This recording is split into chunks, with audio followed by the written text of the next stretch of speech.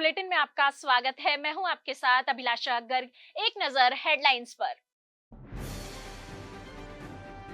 3 दिवसीय शेखावाटी दौरे पर मुख्यमंत्री सम्मान एवं स्वागत कार्यक्रमों में लिया हिस्सा। प्रदेश के किसानों को बिजली और पानी की उपलब्धता करवाना राज्य सरकार की प्राथमिकता। मुख्यमंत्री ने कहा, वर्ष 2027 तक किसानों को दिन में मिलेगी बिजली। मुख्यमंत्री की पत्रकार कल्याण के लिए बड़ी सौगात। अधिस्वीकृत पत्रकारों के बच्चों की उच्च शिक्षा हेतु छात्रवृत्ति योजना की अधिसूचना जारी। मुख्यमंत्री श्री भजनलाल शर्मा आज से 3 दिवसीय शेखावाटी दौरे पर है। इस दौरान मुख्यमंत्री ने विभिन्न स्वागत कार्यक्रमों को संबोधित किया। मुख्यमंत्री ने श्री माधोपुर में स्वागत एवं सम्मान समारोह को संबोधित करते हुए कहा कि किसानों को खेती करने के लिए पर्याप्त जल मिलेगा तो किसान समृद्ध होगा। राज्य सरकार ने बिजली और पानी के लिए करोड़ों के एमओयू किए हैं। किसान के दर्द को हम जानते हैं। किसान को अगर पानी मिलेगा तो हमारा किसान समृद्ध होगा, हमारा किसान विकसित होगा। और आज मैं आपसे यही कहना चाहता हूं, हमारे पानी की, हमारे बिजली की हमने सबसे पहले 2,24,000 करोड़ रुपए के एमओयू किए। और अभी आपने देखा होगा, परसों में जैसलमेर गया था, रिन्यू कंपनी के द्वारा 900 सोलर के द्वारा 975 मेगावाट बिजली का काम हमारा प्रारंभ हो गया। इस तरह से हमने 2200 मेगावाट का काम हमारे राजस्थान में हमारी 16 महीने की सरकार ने काम किया है। मुख्यमंत्री श्री भजनलाल शर्मा ने दाता रामगढ़ में स्वागत एवं सम्मान समारोह को संबोधित करते हुए कहा कि राजस्थान में पानी की समस्या को समाप्त करने के लिए पीकेसी ईआरसीपी योजना पर काम किया जा रहा है। वहीं मुख्यमंत्री ने कहा कि 2027 तक प्रदेश के किसानों को दिन में बिजली देने का कार्य भी किया जाएगा। मेरे भाई और बहनों, आप सबको पता है कि राजस्थान की सबसे बड़ी समस्या पानी की है। आपने देखा, हमारी सरकार आते ही हमने मध्य प्रदेश से समझौता किया। हमारी जो ईआरसीपी की योजना 17 जिलों के लिए है, उसके लिए समझौता भी किया एमओयू करके।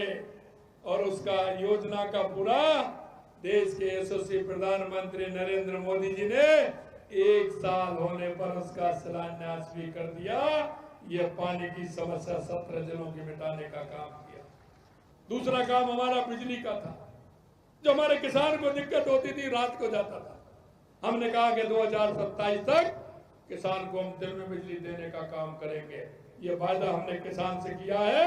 और आज भी मैं आपके बीच में कह रहा हूं कि 2027 तक हमारे किसान को हम दिन में बिजली देने का काम करेंगे। ये भी आपको विश्वास दिलाता, उसके लिए हमने काम किया।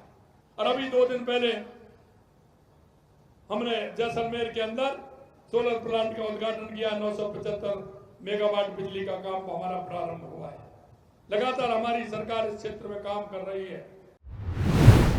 मुख्यमंत्री श्री भजनलाल शर्मा ने नीम का थाना में स्वागत एवं सम्मान समारोह को संबोधित करते हुए कहा कि राजस्थान को विकसित और उत्कृष्ट राज्य बनाने के लिए पानी की योजनाओं पर काम किया गया है।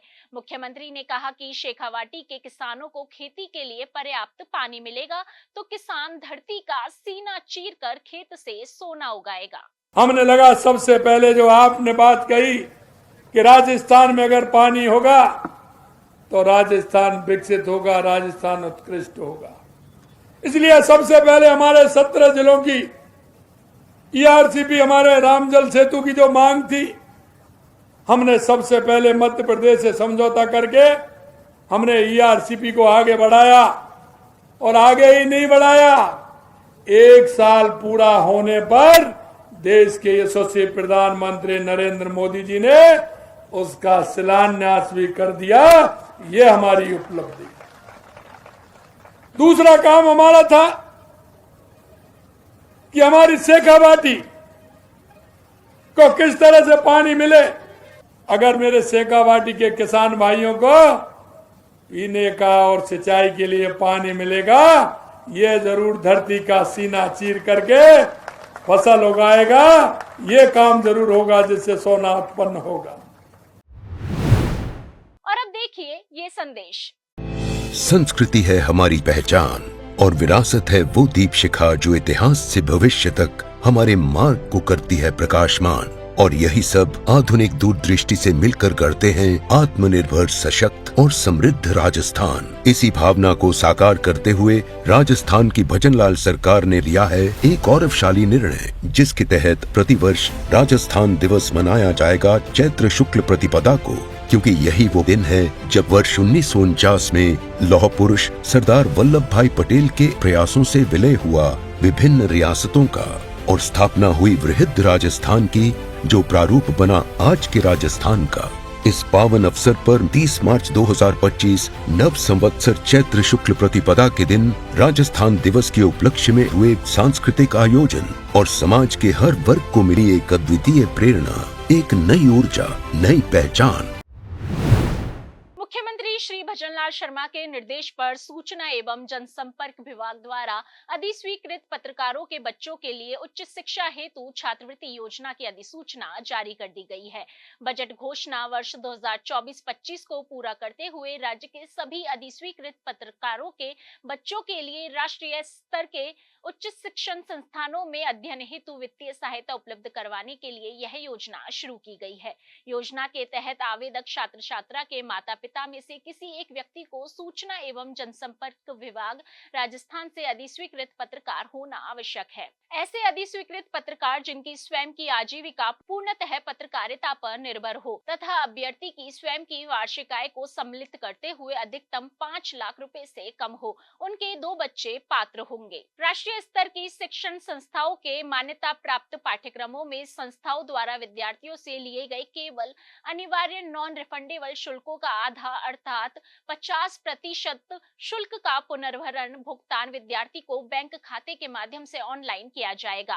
पाठ्यक्रम 1 से अधिक वर्ष की अवधि होने पर छात्रवृत्ति का नवीनीकरण प्रतिवर्ष किया जाएगा। आवेदनकर्ता को छात्रवृत्ति के लिए निर्धारित प्रारूप में आवेदन आवश्यक दस्तावेजों के साथ संबंधित जिला सूचना एवं जनसंपर्क कार्यालय पर करना होगा। राजस्थान पुलिस की आम जन से अपील, हेलमेट पहने और सुरक्षित रहे। सुनिए पंकज कुमार की ये खास appeal. My self Pankaj Kumar, मैं जयपुर पुट महावीर विकलांग सहायता समिति में जॉब करता हूं और मैं डेली इधर से गुजरता हूं। डेली का रूटीन है और मैं गाड़ी चलाते समय हेलमेट का प्रयोग जरूर करता हूं और हमेशा करता हूं। किसी भी समय मैं बिना हेलमेट के नहीं रहता और आपसे पब्लिक से यही अनुरोध है, यही विनती है कि हमेशा हेलमेट का उपयोग करें, क्योंकि आपके पीछे पूरा परिवार है, माँ है, बाप है, बच्चे हैं, फैमिली है, उनके लिए कम से कम सोचना चाहिए।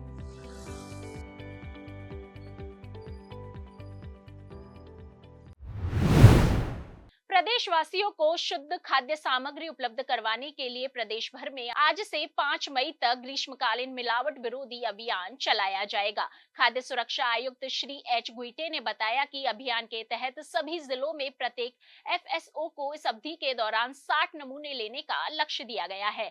प्रत्येक जिले में सबसे पहले खाद्य निर्माण इकाइयों का निरीक्षण किया जाएगा और दैनिक आधार पर आयुक्तालय से प्रगति की सीधे निगरानी की जाएगी। श्री गुईटे ने बताया कि इस अभियान के दौरान 6000 नमूने लिए जाएंगे। साथ ही ऐसी निर्माण इकाइयों के खिलाफ सख्त कार्रवाई की जाएगी जो मानदंडों का उल्लंघन कर खाद्य सामग्री का निर्माण कर रही है या मिलावटी खाद्य पदार्थ बनाती है। निरीक्षण अभियान विशेष रूप से डेयरी उत्पाद, ठंडे पदार्थ, बर्फ उत्पाद, शीतल पेय पदार्थ, फल, सब्जी, मिठाई आदि के निरीक्षण पर केंद्रित होगा। श्री गुईटे ने बताया कि अभियान की प्रगति की समीक्षा 5 मई को की जाएगी। दूसरे चरण में अधिक निर्माण इकाइयों और थोक विक्रेताओं को कवर किया जाएगा। उन्होंने बताया कि निरामय राजस्थान की संकल्पना को साकार करने की दिशा में विभाग मिलावट के खिलाफ प्रभावी कार्रवाई सुनिश्चित करेगा। जिस बुलेटिन में आज के लिए इतना ही, फिर होगी आपसे मुलाकात। तब तक के लिए नमस्कार।